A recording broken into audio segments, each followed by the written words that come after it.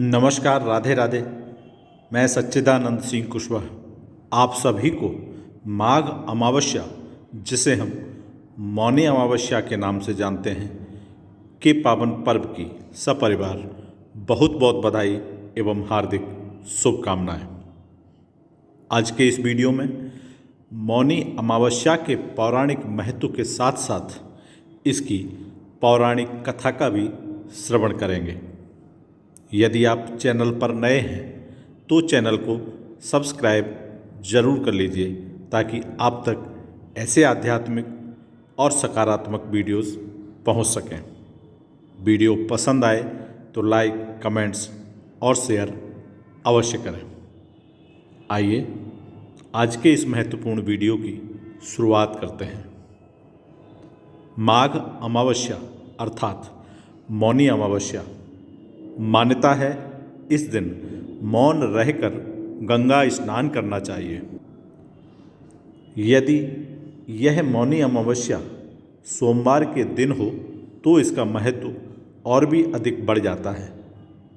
अनेक लोग समूचा माघ प्रयाग में संगम के तट पर कुटिया बनाकर निवास करते हैं।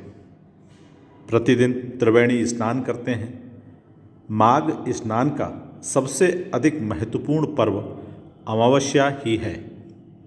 माघ मास की अमावस्या तथा पूर्णिमा दोनों तिथियां पर्व हैं। इन दिनों में पृथ्वी के किसी न किसी कोने में सूर्य या चंद्र ग्रहण भी होता है।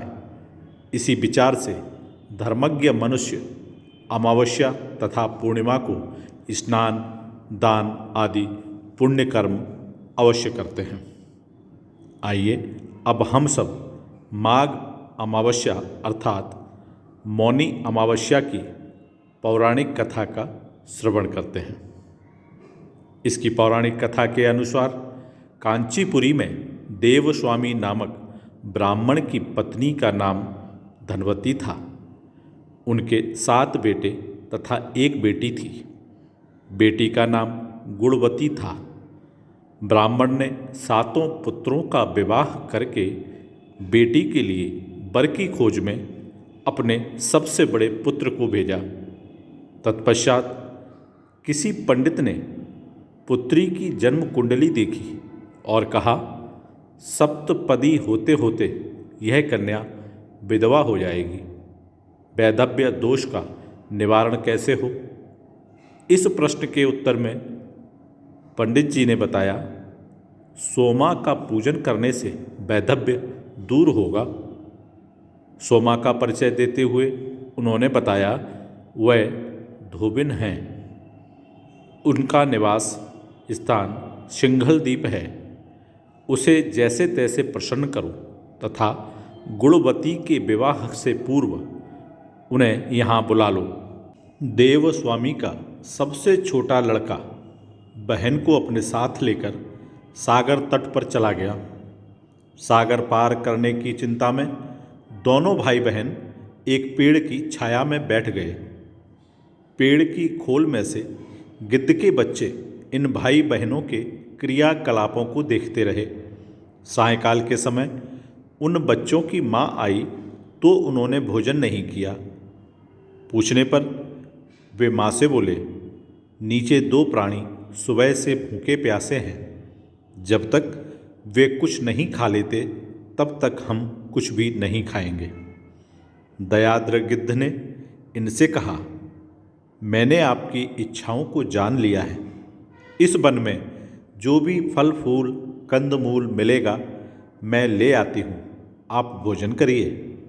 मैं प्रातःकाल आपको सागर पार कराकर सिंघल द्वीप की सीमा के पास पहुँचा दूंगी।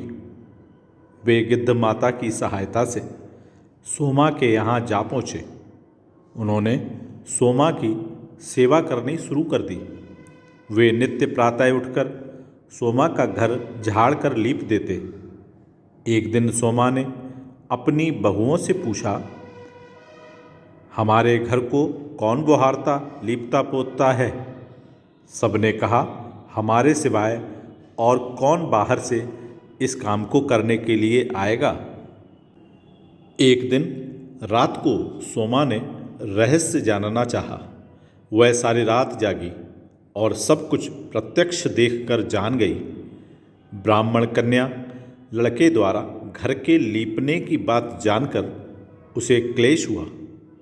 सोमा तथा उन बहन भाइयों का वार्तालाप हुआ। भाई ने सोमा से बहन संबंधी सारी बात बता दी। सोमा ने उनकी श्रम साधना तथा सेवा से प्रसन्न होकर उचित समय पर उनके घर पहुंचने का वचन देकर कन्या के वैधव्य दोष निवारण का आश्वासन दे दिया। आग्रह करने पर सोमा उनके साथ ही चल दी। चलते समय सोमा ने बहुओं से कहा, मेरी अनुपस्थिति में यदि किसी का देहांत हो जाए तो उसके शरीर को नष्ट मत करना, मेरा इंतजार करना। क्षण भर में सोमा कांचीपुरी में जा पहुंची। दूसरे दिन गुणवती के विवाह का कार्यक्रम तय हो गया। सप्तपदी होते ही उसका पति मर गया। सोमा ने तत्काल अपने संचित पुण्यों का फल गुणवती को प्रदान किया। उसका पति जीवित हो उठा। सोमा आशीष देकर अपने घर चली गई। गुणवती को पुण्य फल देने से सोमा के पुत्र जामाता तथा पति की मृत्यु हो गई। सोमा ने पुण्य फल संचित करने के लिए मार्ग में अश्वत्थ वृक्ष की छाया में विष्णु जी का पूजन करके 108 परिक्रमाएं की। इसके पूर्ण होने पर उसके परिवार के मृतक जन जीवित हो उठे। निष्काम भाव से सेवा का फल मधुर होता है। इस व्रत का यही लक्ष्य है। मौन से तात्पर्य है बिना दिखावे के सेवा करना। इस प्रकार माघ अमावस्या अर्थात मौनी अमावस्या को गंगा स्नान करने के पश्चात दान और पुण्य के साथ ही इस पौराणिक कथा का श्रवण करने की मान्यता है। हम सब पर परमात्मा की कृपा हमेशा बनी रहे। हम सबके घरों में सुख, समृद्धि, सफलता, संपन्नता और प्रसन्नता का हमेशा वास रहे। एक बार पुनः आप सभी को मौनी अमावस्या की बहुत बहुत बधाई एवं हार्दिक शुभकामनाएं। फिर मिलूँगा एक नए वीडियो में। तब तक आप सभी स्वस्थ रहें, हंसते रहें, मुस्कुराते रहें। जय श्री राधे कृष्ण। हर हर महादेव।